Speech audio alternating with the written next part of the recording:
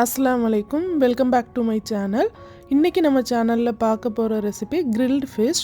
இந்த டேஸ்டியான ரெசிபி இப்போ எப்படி பண்ணுறதுன்னு நம்ம பார்க்கலாம். ஃபிஷ் கிரில் பண்ணுறதுக்கு நான் ஒரு 1 kg அளவுக்கு ஷெர்ரி ஃபிஷ் எடுத்திருக்கேன்.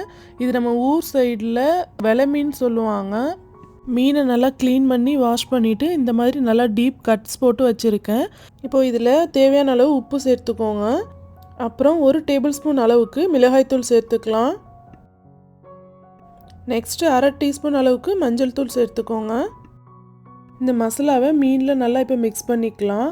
நம்ம இந்த கட் போட்டு வச்சுருக்க இடத்துலலாம் நல்லா மசாலா படுற மாதிரி மிக்ஸ் பண்ணிக்கோங்க தேய்ச்சி விட்டு.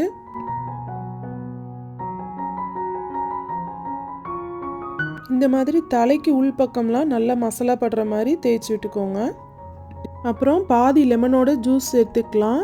இதையும் நல்லா எல்லா பக்கம் படுற மாதிரி மிக்ஸ் பண்ணி விட்டுக்கோங்க. இப்போ இந்த மீனை இப்படியே ஒரு அரை மணி நேரத்துலேருந்து 1 மணி நேரம் வரை ஊற வச்சுக்கோங்க. நெக்ஸ்ட்டு கிரில் பண்ணுறதுக்கு தேவையான மசாலா இப்போ நம்ம அரைச்சிக்கலாம். ஒரு பிளெண்டரில் 1 டேபிள் ஸ்பூன் அளவுக்கு ஜீரகம் சேர்த்துக்கோங்க. ஒரு பாதி ஜாதி பத்திரி சேர்த்துக்கலாம், அதாவது மேஸ். அப்புறம் நட்மக் ஒரு 1/2 பீஸ் சேர்த்துக்கிறேன். இது என்னென்னு பார்த்தீங்கன்னா இது ஜாதிக்காய். அப்புறம் மிளகு ஒரு 1/2 டீஸ்பூன்,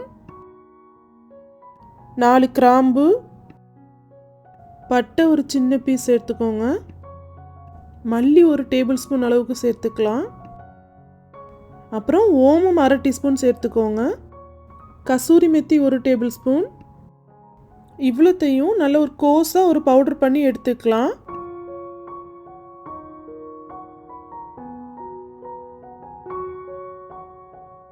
இந்த மாதிரி ஒரு பவுடர் பண்ணி எடுத்துக்கோங்க. அப்புறம் இது கூட ஒரு 1 இன்ச்சு சைஸில் இஞ்சியை தோல் எடுத்துட்டு சின்ன சின்ன பீஸாக கட் பண்ணி சேர்த்துக்கிறேன். ஒரு முழு பூண்டையும் தோல் எடுத்துட்டு இது கூட சேர்த்துக்கோங்க. 2 பச்சை மிளகாவும் சேர்த்துக்கலாம். பாதி லெமன் ஜூஸும் சேர்த்துக்கோங்க. இப்போ இதையும் ஒரு பேஸ்ட் மாதிரி அரைச்சி எடுத்துக்கலாம். ரொம்ப மையாக அரைக்கணும்னு தேவையில்லை, இந்த மாதிரி அரைச்சி எடுத்துக்கோங்க. அப்புறம் ஒரு பவுலில் 1/2 கப் அளவுக்கு தயிர் எடுத்துக்கோங்க. அது கூட நம்ம அரைச்ச மசாலா பேஸ்ட்டையும் சேர்த்துக்கலாம்.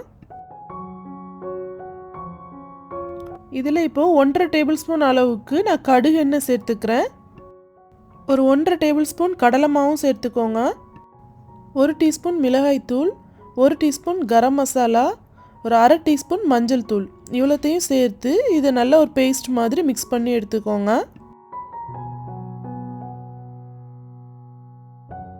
இந்த மசாலாவுக்கு தேவையான உப்பும் கொஞ்சம் சேர்த்துக்கலாம். ஏற்கனவே மீன்லேயும் உப்பு சேர்த்துருக்குறோம், அதனால் கொஞ்சமாகவே சேர்த்துக்கோங்க. இப்போ நம்ம ஃபிஷ் கிரில் பண்ணுறதுக்கு தேவையான மசாலா ரெடி ஆயிடுச்சு. இந்த மசாலாவை நம்ம ஃபிஷ்ஷில் நல்லா கோட் பண்ணிக்கலாம்.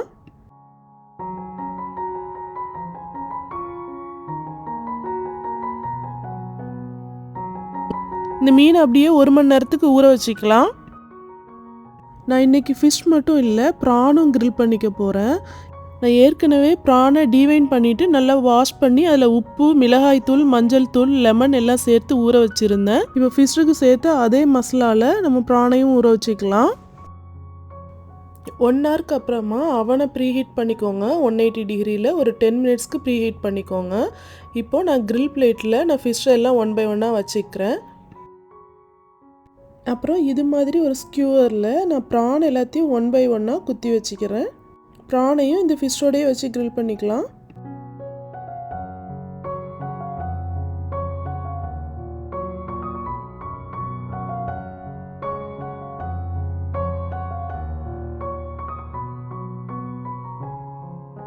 இப்போ இதை அவனில் வச்சிடலாம். ஃபஸ்ட்டு கிரில் பிளேட்டை ப்ளேஸ் பண்ணிவிட்டு அதுக்கு கீழே ஒரு பேக்கிங் ட்ரே வச்சுருங்க.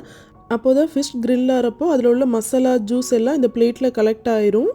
கீழே அவன் வந்து மெஸ்ஸி ஆகாமல் இருக்கும்.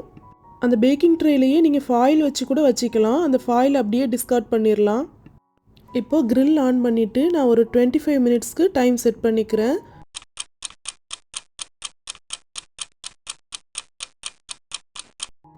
இப்போது நம்ம வெளியே எடுத்து பார்த்துடலாம்.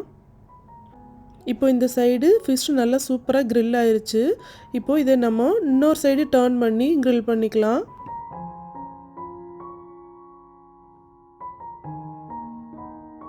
இந்த சைடும் கொஞ்சம் மசாலாவை ப்ரஷ் பண்ணிக்கலாம். ப்ரஷ் யூஸ் பண்ணி பண்ணுங்கள், ரொம்ப ஹீட்டாக இருக்கும்.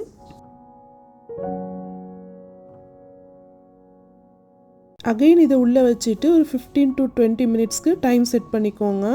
தேவைப்பட்டால் 5 or 10 மினிட்ஸ் கூடவோ குறையவோ அட்ஜஸ்ட் பண்ணிக்கோங்க. ஒவ்வொருத்தவங்களோட அவன்னு அதோட கெப்பாசிட்டி ஹீட்டை பொறுத்து டைம் வேரி ஆகலாம்.